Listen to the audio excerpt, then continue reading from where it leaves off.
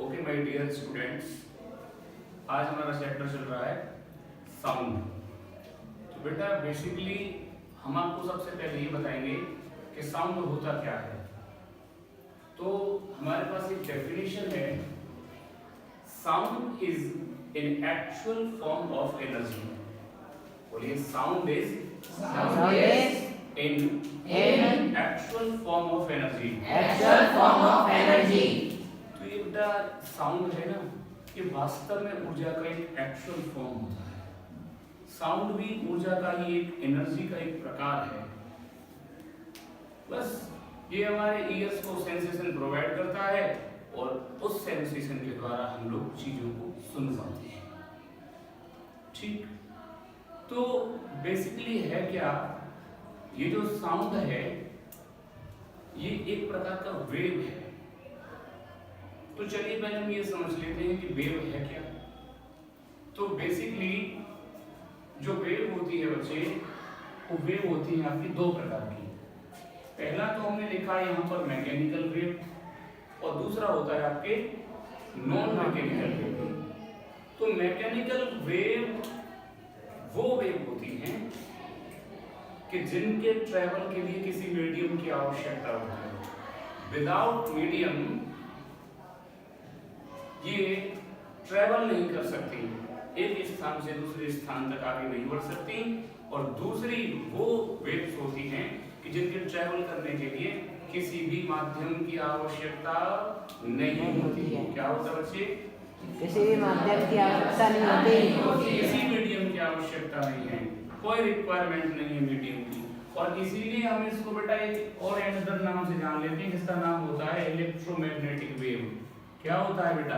Electromagnetic wave. तो जो non mechanical waves होती हैं कि जिनके लिए किसी ट्रैवल करने के लिए किसी मीडियम की आवश्यकता नहीं होती, वो विदाउट मीडियम भी ट्रैवल कर सकती हैं। तो बेसिकली इसको हम इन अनदर फॉर्म किसी दूसरे नाम से इलेक्ट्रोमैग्नेटिक वेव्स कहते हैं, वैद्युत चुंबकीय तरंगें कहते हैं।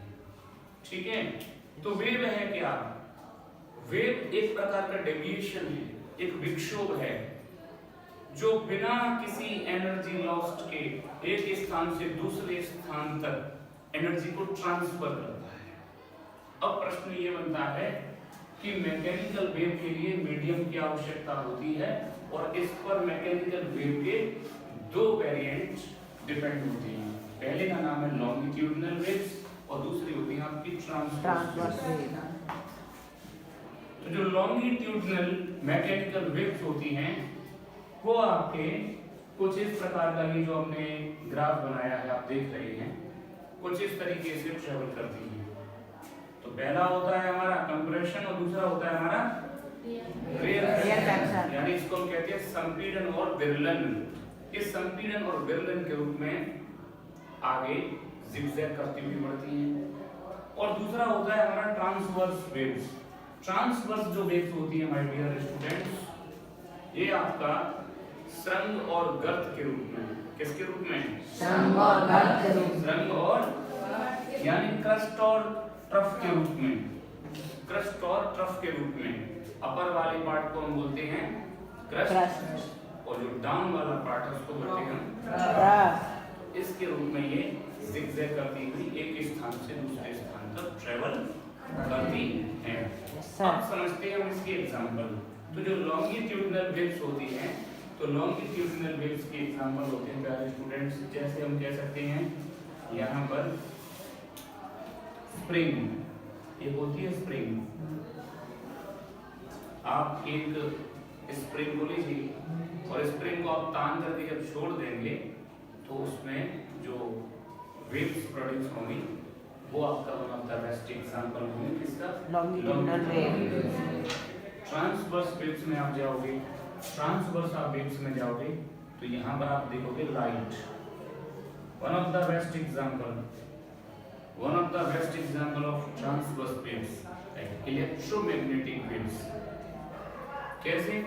क्योंकि लाइट बेसिकली है तो एक इलेक्ट्रोमैग्नेटिक वेव, लेकिन इसके ट्रेवल करने का जो बिहेव है वो as it is a transverse wave जैसा है। ठीक है, तो हम लाइट भी कह सकते हैं, दूसरा बेटा आपने एक और पढ़ा होगा अर्थक्वेक के बारे में। किसके बारे में? अर्थक्वेक। तो अर्थक्वेक में जो वेव्स प्रोड्यूस होती हैं अलग अलग टाइप्स के, वो भी आपका ट्रांसवर्स का ही एग्जांपल है। तो यहाँ पर हम अर्थक्वेक भी कह सकते हैं, इसको हम भूकंप कहते हैं। भूकंप कहते हैं, क्या कहते हैं? भूकंप। और तीसरा प्रश्न ये बनता है, जो हमारे समुद्र में उत्पन्न जो लहरें हैं, पानी के पृष्ठ पर, सरफेस पर उत्पन्न जो वेव्स होती हैं, वो वेव्स भी हमारी कौन सी होती हैं? उसको ट्रांसवर्स कह सकते हैं। तो यहाँ पर लिख सकते हैं हम वाटर वेव्स। ठीक है, ये क्लियर हो गया? किसी भी स्टूडेंट को कोई डाउट है, साउंड को लेकर के डाउट है, या मैकेनिकल वेव्स के दोनों वेरिएंट्स को लेकर कोई डाउट हो तो बताइए। ओके, तो चलिए हम समझते हैं। नेक्स्ट जो पार्ट आता है डियर स्टूडेंट्स, वो है नॉन मैकेनिकल वेव्स।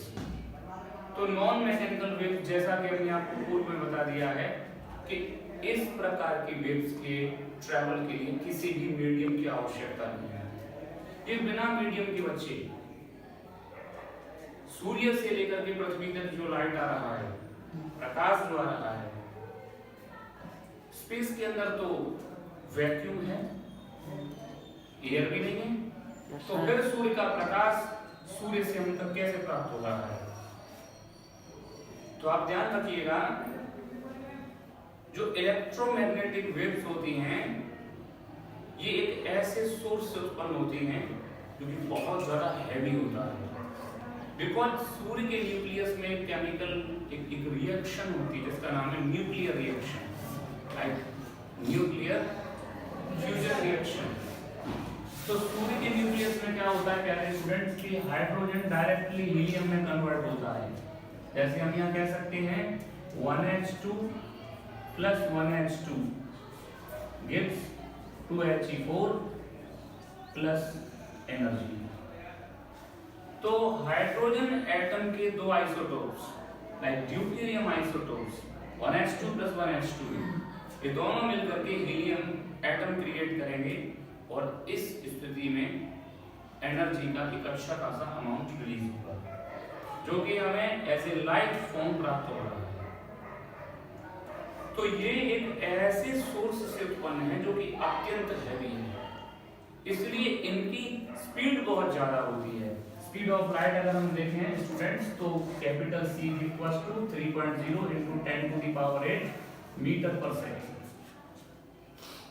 ये लाइट की स्पीड है बेटा, 3.0 10 to the power 8 metre per second, माने 3 लाख किलोमीटर प्रति सेकंड कह सकते हैं अगर हम यूनिट बदलें तो इसके ट्रैवल के लिए किसी भी प्रकार की कोई मीडियम की जरूरत नहीं है। विदाउट मीडियम ही ये हम तक पहुंचती है। तो इलेक्ट्रोमैग्नेटिक वेव्स जो होती हैं, इनके भी कई सारे प्रकार हैं। एज एग्जांपल जैसे कि हम आपको बता दें, gamma rays, X rays, ultraviolet radiation, infrared, visible radiation and radio waves.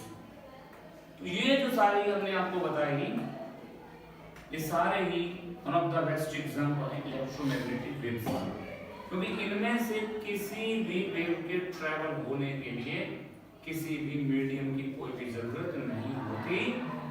और ये जो वेरिएंट है इलेक्ट्रोमैग्नेटिक वेव्स का, ह्यूमन सिविलाइजेशन के लिए, मानव सभ्यता के लिए अत्यंत हानिकारक है, बहुत हार्मफुल है। गामा रेज की सबसे ज्यादा वेदन क्षमता होती है, सबसे ज्यादा वेदन क्षमता यदि किसी की है तो वो गामा रेज की है। आजकल आप देख रहे हो कि in the field of medicine, चिकित्सा के क्षेत्र में जो अच्छे स्पेशलिस्ट हैं वो एक्सरे कराते हैं, सीटी स्कैन होता है, एमआरआई होती है, ये सारे बेस्ड हैं एक्स-रेज के ऊपर। अल्ट्रावायलेट वेव्स, जो सूर्य का प्रकाश होता है, सूर्य के प्रकाश में सबसे हार्मफुल जो होती हैं वो यूवी रेज होती हैं, जिनको कि ओजोन के द्वारा ऑब्जर्व कर लिया जाता है।